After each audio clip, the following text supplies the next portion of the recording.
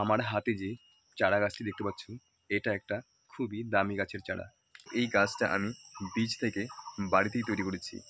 তো এই গাছের নাম কি, আমি কিভাবে তৈরি করেছি, এর বীজ কোথায় পেয়েছি জানতে শেষ অবধি সঙ্গে থেকো, ঠিক আছে?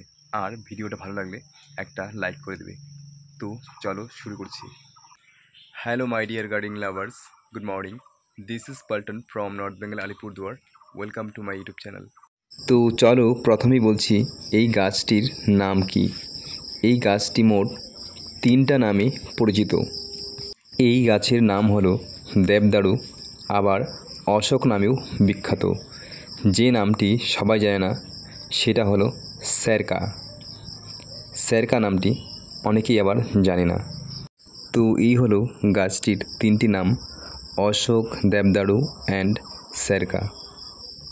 এগুলো হচ্ছে সেই স্যারকা গাছের বীজ। দেখতে অনেকটাই কালো জামের মতো, আবার খোসা ছাড়ানোর পরে একেবারে বাদামের মতোই লাগছে।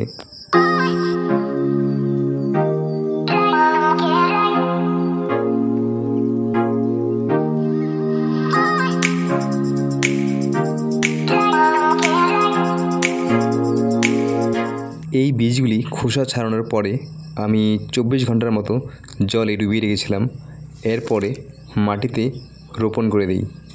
মাটিতে রোপণ করার প্রায় 1.5 মাস পরে এরকম গাছ হয়েছে, চারা গাছ ছোট ছোট। আর আমি এই বীজগুলি লাগিয়েছিলাম অক্টোবর মাসের 10 তারিখ, আর এটা হচ্ছে এখন ডিসেম্বর মাসের 7 তারিখ। এখন এগুলোকে তুলে প্যাকেটিং করা হবে। আর এই দেবদারু গাছের বীজগুলি পেয়েছিলাম শিলিগুড়ি সেবক রোডের পাশে। এই দেবদারু গাছ মনে হয় অনেক বয়স হলে ফল দেয়, কারণ আমাদের লোকাল এরিয়াতে অনেক দেবদারু গাছ দেখেছি, কিন্তু ফল হতে কখনোই দেখিনি। তাই ফলগুলি দেখা মাত্রই কুড়িয়ে নিয়ে এলাম।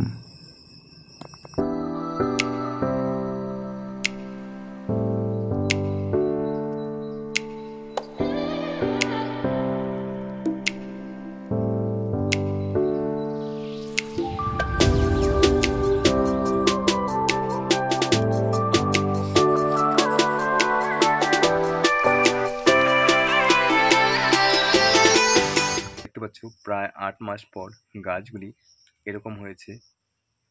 এই গাছের ছায়া কিন্তু খুবই ঠান্ডা হয়, তোমরা বাড়িতে লাগাতে পারো। আর এই গাছ যেখানে লাগানো হয় সেই জায়গার লুকটা এমনিতেই খুব সুন্দর দেখা যায়। তো তোমরা যদি এই গাছ লাগাতে চাও আমার সাথে কন্ট্যাক্ট করো, ডিসক্রিপশনে কন্ট্যাক্ট নাম্বার দেওয়া আছে, পেয়ে যাবে। তো আজকের ভিডিও এখানেই শেষ। Be happy, make happy, best of luck, bye the nice day.